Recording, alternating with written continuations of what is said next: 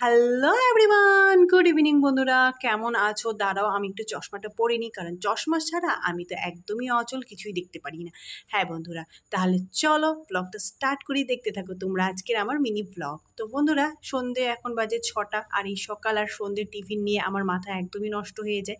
তাহলে চলো একটা আইডিয়া আসছে আজকে, তাহলে ঝটপট বলো তো কী বানাবো গেস করে। এখানে আমি আটা নিয়েছি, আমার হাতে আছে দুধ আর আছে চিনি। তোমরা কি কিছু গেস করতে পারছো আমি কি বানাতে চাইছি, যেটা চট জলদি হবে আর খুবই মানে ভালো লাগে খেতে? চা দিয়ে খেতে তো দারুণ লাগে।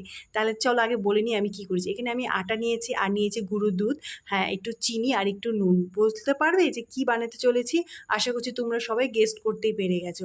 তা হ্যাঁ বন্ধুরা, আমি এখানে গোলা রুটি বানাচ্ছি, একদম সিম্পল, খুবই চট জলদি তাড়াতাড়ি হয়ে যাবে। আমি এখানে আটা নিয়েছি, চিনি নিয়েছি, নুন নিয়েছি আর পাউডার দুধ। এখানে কিন্তু গরুর দুধও অ্যাড করা যায়, তবে কিন্তু পাউডার দুধের ফ্লেভারটা খুবই ডেলিসিয়াস হয়, খেতে ভীষণ দারুণ লাগে। আর হ্যাঁ, এখানে একটা জিনিস আমি এখন অ্যাড করতে চলেছি, বলো তো কি? এটা হচ্ছে গণেশ সুজি। হ্যাঁ, সুজি না হলে কিন্তু শুধু আটা দিয়ে গোলা রুটি করলে কিন্তু একদম লেগে যায় কড়াতে, যতই তুমি নন স্টিকের কড়াই ব্যবহার করো না কেন। আমি তো পারি না তুলতে, যদি তোমরা পারো তাহলে তো ভালো কথা, কিন্তু আমি তো তুলতেই পারি না। তারও তো একটু চেক করে দেখি নুন মিষ্টি সব ঠিক আছে কি। একদম পারফেক্ট। তাহলে চলো বানানো যাক। তাহলে এখানে দেখো আমি গ্যাসটা জ্বালিয়ে নিলাম, আর এখানে ননস্টিকের একটা কড়াই বসিয়ে দিয়েছি। সুজি দিলে কিন্তু নর্মাল কড়াই তো তোলা যায়, খুব ইজিলি উঠে যায়, বাট আমি এখানে ননস্টিকের কড়াই ব্যবহার করছি। হ্যাঁ, কড়াইটা কিন্তু খুবই ভালো মতন গরম হতে হবে। আর আমি এখানে সামান্য একটু তেল দেবো।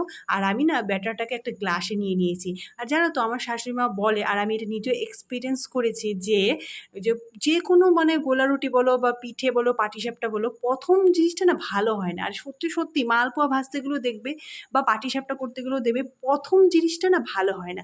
তারপরের থেকে কিন্তু যে সব যদি ঠিকঠাক থাকে, ব্যাটারটা যদি ভালো মতন গোলা হয়, তাহলে কিন্তু পারফেক্ট হয়। তো এই দেখো, এটা আমার প্রথমটা আমি ভালো মতন গোল করতে পারিনি।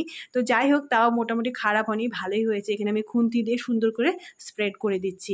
আর এখানে কিন্তু আমি একদমই স্প্রেড করে নিই, যেরকমভাবে নর্মালি ভিডিওটা শ্যুট হয়েছে সেইভাবে তোমাদের সাথে দেখাচ্ছি। আর এখানে কিন্তু সব সময় গোলা রুটি করার সময় আমাদেরকে কিন্তু গ্যাসের ফ্লেমটা একদম লো রাখতে হয়, লো ফ্লেমে করতে হয়, তবে কিন্তু গোলা রুটিটা ভালো হয়, নাহলে কিন্তু পুড়ে যাওয়ার চান্স থাকে। তো এখানে দেখো খুবই ইজিলি উঠে যাচ্ছে। কেন উঠছে জানো তো? কারণ এখানে আমরা সুজি অ্যাড করেছি। হ্যাঁ, ননস্টিকের কড়াইয়ের জন্য তো ঠিকই উঠছে, কিন্তু এটা আমি নর্মাল কড়াইতেও যদি করতাম তবুও উঠতো, কারণ এখানে আমি সুজি অ্যাড করেছি। আর সুজিটা কিন্তু সবসময় চিনিটা গলে যাওয়ার পর, মানে আটা দিয়ে নুন চিনি যা যা দেওয়ার সব কিছু মিক্স করার পর, যখন আমরা মানে সবার লাস্টে সুজিটা অ্যাড করব আর জাস্ট বানাতে শুরু করে দেবো। বুঝতে পারছি? এই দেখো কত সুন্দর হয়েছে না আমার গোলা রুটিটা, একদম পারফেক্ট। গরম গরম গোলা রুটি আর চা খেতে আমার যে কি ভালো লাগে বন্ধুরা, কি আর বলবো। এই দেখো সেকেন্ডটা কত পারফেক্ট গোল হয়েছে না?